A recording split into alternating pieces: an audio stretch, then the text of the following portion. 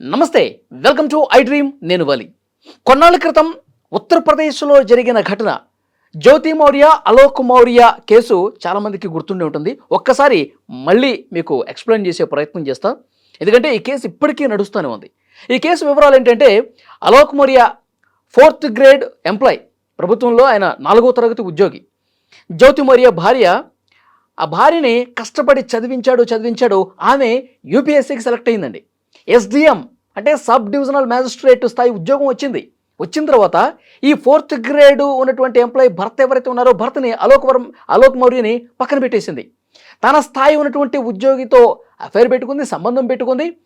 తర్వాత భార్యని పూర్తిగా దూరం పెట్టేసి, భార్య అత్తమామల మీద రివర్స్ కేసు పెట్టింది. నువ్వు నాకు వద్దు, ఇంకా డౌరీ హెరాస్మెంట్ చేస్తూ ఉన్నారు, చాలా ఇబ్బంది పెడుతున్నారని 498A సెక్షన్ కింద కేసు పెట్టింది.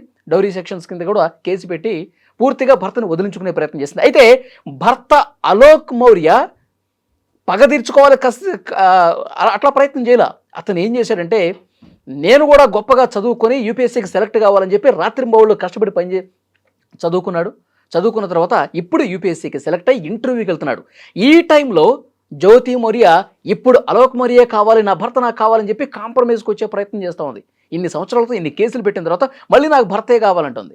దీన్ని ఏ విధంగా చూడాలి, దీని గురించి క్లియర్గా మనం మాట్లాడే ప్రయత్నం చేద్దాం. ప్రస్తుతం స్టూడియోలో నాతో పాటు ఉన్నారు సీనియర్ హైకోర్టు అడ్వకేట్ ఉదయకాంత్ కాంపిలి గారు.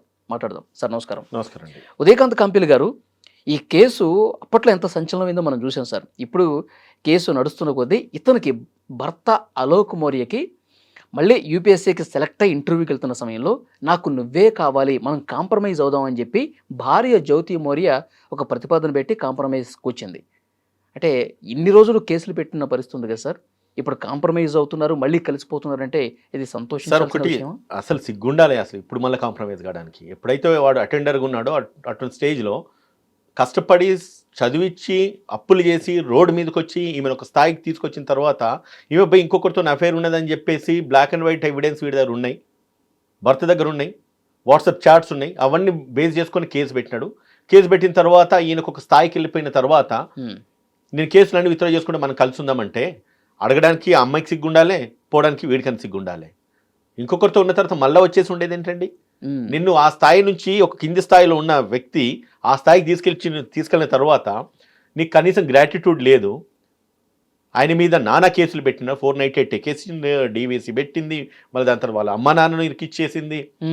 అంటే తన పవర్ను మిస్యూజ్ చేసుకుంది. అంటే సబ్ డివిజనల్ మేజిస్ట్రేట్ అయిన తర్వాత she can do anything. Power వాళ్ళ చేతిలో ఉంటుంది కాబట్టి, అధికారం వాళ్ళ చేతిలో ఉంటుంది, అధికారులు వాళ్ళ చేతిలో ఉంటారు. భర్తని తీసుకుపోయేసి జైల్లో పెట్టించేసి వాళ్ళ కుటుంబం అందరిని కూడా ఇబ్బంది పెట్టి హరాజ్ చేసిన తర్వాత ఈరోజు కాంప్రమైజ్ అవుతానంటే, కాంప్రమైజ్ ఎందుకు కావాలి సార్? ఇంకొక దొరకదా వీడికి? ఎందుకు కాంప్రమైజ్ కావాలంటున్నాను. ఓకే, మరి ఇన్ని కేసులు పెట్టిన తర్వాత ఇతను కూడా ఎందుకు కూల్ అవుతున్నాడు సార్? వాళ్ళకి యాక్చువల్గా ఏంటంటే, వాస్తవానికి వెళ్తే 2010లో వీళ్ళకి పెళ్ళైంది. 2015-16 బ్యాచ్లో తిను యూపీఎస్సీ సెలెక్ట్ అయింది. సెలెక్ట్ అయిన తర్వాత సబ్ డివిజనల్ మ్యాజిస్ట్రేట్గా అపాయింట్ అయింది. అపాయింట్ అయిన ప్రాసెస్లో, ఆయన సెలెక్ట్ అయ్యే ప్రాసెస్లో ఒక భర్త 4th class grade attender employee ఉండి ఆమెను అప్పులు చేసి కష్టపడి చదివించి ఒక స్థాయికి తీసుకొచ్చిన తర్వాత తనను హ్యూమిలేట్ చేస్తూ, నీ స్థాయి ఇంతే కదా అని చెప్పేసి హ్యూమిలేట్ చేస్తూ తను పక్కకు పడేసి, తన స్థాయికి సంబంధించిన ఒక వ్యక్తిని, మనీష్ దుబే అనే వ్యక్తిని ఆయనతో అఫైర్ పెట్టుకొని వీడిని చిన్న చూపు చూసేసి, ఆ విషయాలన్నీ కూడా తినకు తెలిసిన తర్వాత తిను క్వశ్చన్ చేసినప్పటికి కూడా పట్టించుకోకుండా, లెక్క చేయకుండా ఈయన మీదనే 498 కేసులు, ఈయన పేరెంట్స్ మీద కేసులు, డౌరీ హారెస్మెంట్ కేసులు. ఎందుకంటే ఈ 498 పుక్కల్లో దొరికిపోతుంది వీళ్ళ కాడలకు అందరికి కూడా. ఎక్కడ ఏమున్నా, సంబంధం ఉన్నా, రిలవెన్స్ ఉన్నా లేకపోయినా కూడా కేసులు పెట్టేసి నానా రకాలుగా ఇబ్బంది పెడతా ఉన్నారు. వ్యక్తి నిజంగా సార్ టీవీ ఛానల్ చూస్తూ ఉంటే ఆయన మాటలు మాట్లాడుతూ ఉంటే చాలా ఎమోషనల్గా ఉన్నాయి. నేను కష్టపడి చదివించినాను, ఒక స్థాయికి తీసుకొచ్చినాను, నా భార్య నాతో ఉంటుంది, నా కష్టాలు తీరిపోయినాయి, ఇంకా మేము హ్యాపీగా లైఫ్ లీడ్ చేయొచ్చు అనుకుంటున్న సమయంలో ఒక రాక్షసుడు లెక్క ఒకడు నా భార్య జీవితంలోకి ఎంటర్ అయ్యేసి మా జీవితాన్ని నాశనం చేసి కొలాబ్ చేసినాను.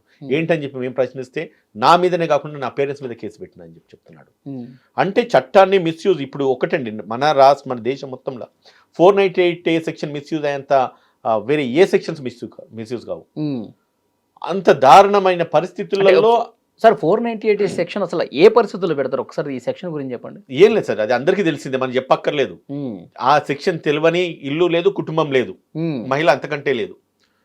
భర్త నుంచి కానీ భర్త కుటుంబ సభ్యుల నుంచి కానీ వేధింపులు జరిగితే అటువంటి వేధింపులు కట్నానికి గురించి అని చెప్పి వేధిస్తే దానికి సంబంధించి వరకట్న వేధింపు కింద 498 కేసు పెడతా ఉంటారు. దాని తర్వాత 3 and 4 డౌరీ ప్రొవిజన్ యాక్ట్ ఉంటుంది. దాన్ని ఏంటంటే డొమెస్టిక్ వైలెన్స్ యాక్ట్. నన్ను గృహంలో బంధించేసి నన్ను ఇబ్బంది పెడతా ఉన్నారు, కొడుతూ ఉన్నారు, నా భర్తే కాదు నా అత్తమామ కూడా కొడతా ఉన్నారు అని చెప్పి మరొక కేసు పెడతారు. ఇవన్నీ తీసుకుపోయేసి పోలీస్ స్టేషన్లో కంప్లైంట్ చేస్తే వాళ్ళని తీసుకువెళ్ళి పోలీసు వాళ్ళు జైల్లో పెడతా ఉన్నారు. దీన్ని ఉద్దేశించి అర్నేష్ కుమార్ జడ్జిమెంట్ ఒకటి వచ్చింది, స్టేట్ ఆఫ్ బీహార్ అనుకుంటా, I'm not very sure. Arnesh Kumar judgement ఒకటి వచ్చింది, దాంట్లో బిలో 7 years అఫెన్సు మీరు జైల్లో పెట్టొద్దు, అరెస్ట్ చేయొద్దు అనేసి అన్నారు. దాని తర్వాత ఎప్పుడైతే అత్తమామల మీద కేసు కనుక పెడుతున్న సమయంలో అత్తమామను ఎగ్జామ్ చేయమని అన్నారు. ఎందుకంటే మోస్ట్ ఆఫ్ ద కేసెస్ ఇవి ఫాల్స్గా రికార్డ్ అవుతూ ఉన్నాయి. ఫాల్స్గా రికార్డ్ అవుతున్న ప్రాసెస్లో వీళ్ళు సఫర్ అవుతున్నారు, వీళ్ళు జైలుకు పోతున్నారు. వీళ్ళ ఏజ్ 40-45 ఏజ్లో కేసులు పెట్టుకుంటారు. అక్కడికి వెళ్ళేసరికి తల్లిదండ్రుల ఏజ్ అబౌవ్ 60 అయిపోతున్నాయి. వీళ్ళని భర్తనే కాకుండా భర్త వాళ్ళ పేరెంట్స్ని కూడా ఇన్వాల్వ్ చేస్తూ ఉన్నారు. ఈ సిచ్యువేషన్లో సొసైటీలో ఎప్పుడైతే ఇటువంటి కేసెస్ పెడతారో ఆ కేసెస్ అన్నీ కూడా అసలు అరెస్ట్ లేకుండా ఒక ప్రాపర్ జడ్జిమెంట్ మనకు సపోర్ట్ చేస్తూ ఉన్నది. సో కాబట్టి ఇటువంటి ఫాల్స్ కేసులు పెడితే ఆ కేసులు చెల్లయి, అవి నిలబడయి. 70% ఆఫ్ ద కేసెస్ ఎక్కడ కూడా అన్ని కూడా కాంప్రమైజ్ అవుతా ఉన్నాయండి. 90% of the cases, 95% cases false cases పెడతా ఉన్నారు. అంటే వీళ్ళు కాంప్రమైజ్ రావడం కూడా ఆ కేసుల నుంచి ఎందుకు ఈ కేసు గొడవ అని చెప్పి అట్లా ఆలోచించి కాంప్రమైజ్కి వస్తున్నారు వీళ్ళు కూడా. వన్ థింగ్ సార్, ఒకసారి ఒక స్టేచర్ అంటే తను అంతా ఆ స్థాయికి వచ్చిన తర్వాత భర్త విలువ లేకుండా పోయింది. షీస్ అనే Group 1 officer, it's 4th class officer. ఎవరు 4th class ఎంప్లాయ్ ఆఫీసర్ కాదు, అలోక్ మోరియా. అక్కడ ఎంత వేరియేషన్ వచ్చింది. అండ్ ఈమె తిరుగుతున్న సర్కిల్, ఈమె తిరుగుతున్న నెట్వర్క్ అంతా కూడా సల్యూట్లు కొట్టే నెట్వర్క్ ఈమె అంతా కూడా. ఎవడు పోయినా కూడా సల్యూట్లు కొట్టి నిలబడతారు. అక్కడికి వచ్చిన తర్వాత భర్త స్థాయి దిగజారిపోయింది. కానీ ఈమె మర్చిపోయింది ఏంటంటే ఈ రోజు నేను ఈ స్థాయికి రావడానికి గల కారణము తనే అనేది విషయం మర్చిపోయింది. తన అప్పులు చేసేసి తన ఆస్తులు అమ్ముకొని భార్యను ఒక స్థాయికి తీసుకొచ్చిన తర్వాత అన్ని మర్చిపోయి ప్రవర్తిస్తే అసలు ఎంత దుర్మార్గం సార్. అప్పులు చేసి మరి లక్షల అప్పులు చేసి మరి భార్యను చదివించి ఒక గొప్ప స్థాయికి తీసుకొస్తే ఇటువంటి సమాజాన్ని దెబ్బ కొట్టాలి, ఎదిరియాలంటే కనుక అంటున్నట్టుగా దాంట్లో అసలు నో కాంప్రమైజ్ ఉండదు సార్. నిజంగా ఒక మాట అడుగుతున్నాను, తను ఈ రోజు కనుక ఆ Group 1 సెలెక్ట్ కాకపోతే కనుక అమ్మాయి కాంప్రమైజ్ అయ్యేది ఈయనతో కంటే. ఒకటే ఆయనను అప్రిషియేట్ చేయాల్సిన విషయం ఏంటంటే నువ్వు ఫెయిల్ అయినా పర్వాలేదు, అంటే తన భార్య వదిలేసినా పర్వాలేదు, సక్సెస్ ఏంటన్నది చూపించినాడు. పట్టుదల ఉంటే, కృషి ఉంటే సాధించలేని ఏది లేదని నిరూపించినాడు. హీ ప్రూవ్డ్ దట్ నువ్వు ఒక్కదానివే కాదు నేను కాగలుగుతా అని చెప్పి ప్రూవ్ చేసుకున్నాడు. That should be the attitude of every men. I should salute them. కానీ ఆ స్థాయికి వచ్చిన తర్వాత మళ్ళీ ఆమెతో కాంప్రమైజ్ అవుతున్నా చూడండి, అది మాత్రం ఆయన స్థాయిని దిగజారుతూ ఉందండి. ఈ రోజు కాంప్రమైజ్ గల కారణాలు ఏంటంటే పిల్లలు ఉన్నారు. మరి ఆమె నీ మీద కేసు పెట్టినప్పుడు ఆమె పిల్లలు కనబడలేదా? అప్పుడు ఎందుకు కాంప్రమైజ్ కాలేదు? నువ్వు ఒక స్థాయికి వెళ్ళిన తర్వాత నువ్వు కాంప్రమైజ్ కావాల్సి వచ్చింది. ఎందుకంటే ఈక్వల్ అయిపోతుంది వాళ్ళ లెవెల్ అంతా కూడా. ఆ టైంకి ఇంకొకటి కావాలి. కేసులు పెట్టినప్పుడు పిల్లలు ఎవరి దగ్గర ఉన్నారండి? కేసులు ఇప్పుడు ఒకటి చూడండి సార్, కేసులు పెట్టినప్పుడు పిల్లలు ఎవరి దగ్గర ఉన్నా కూడా most of the time mother కస్టడీలో ఉంటారు చైల్డ్ ఎప్పుడు కూడా. ఎందుకంటే ఇక్కడ ప్రైమ్ ఫేస్ మనకి ఏం కనబడుతుందంటే వీడి స్థాయి తక్కువ, is just 4th class employee.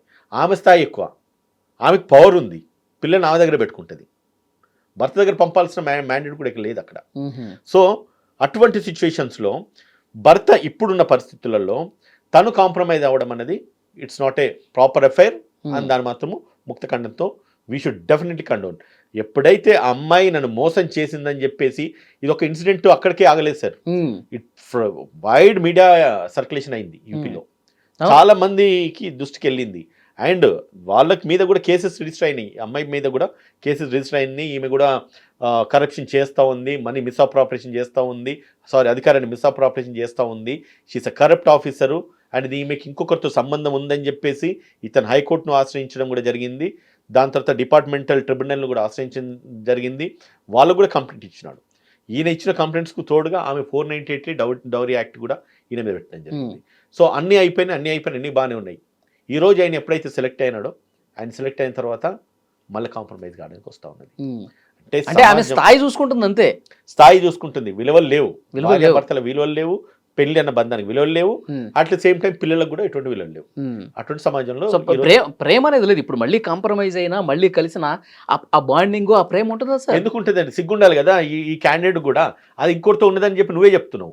నీ చాటింగ్ హిస్టరీ నా దగ్గర ఉందని చెప్తున్నావు, వాళ్ళ ఫొటోస్ నువ్వే చెప్తున్నావు, వాళ్ళ పూర్తి ప్రాపర్ ఎవిడెన్స్ అంతా తీసుకుపోయి ఏమైతే కేసు వేసినావు, వాళ్ళ డిపార్ట్మెంటల్ ఎంక్వైరీ జరుగుతూ ఉన్నది. ఈ అన్ని ఆధారాలు నీ దగ్గర ఉన్న తర్వాత ఆమె తప్పు చేసిందని తెలిసిన తర్వాత నువ్వు ఆ స్థాయిలో ఉన్నప్పుడేమో ఆమె తప్పు చేసింది, ఆమె నాకు కావాలని చెప్పి కొట్లాడి అక్కడి నుంచి నువ్వు పై స్థాయికి వెళ్ళిన తర్వాత మళ్ళా కూడా ఆమెతో కాంప్రమైజ్ కావడము, that is not fair practice. అంటే we are not biased again men biased అని కాదు నేను చెప్పేది.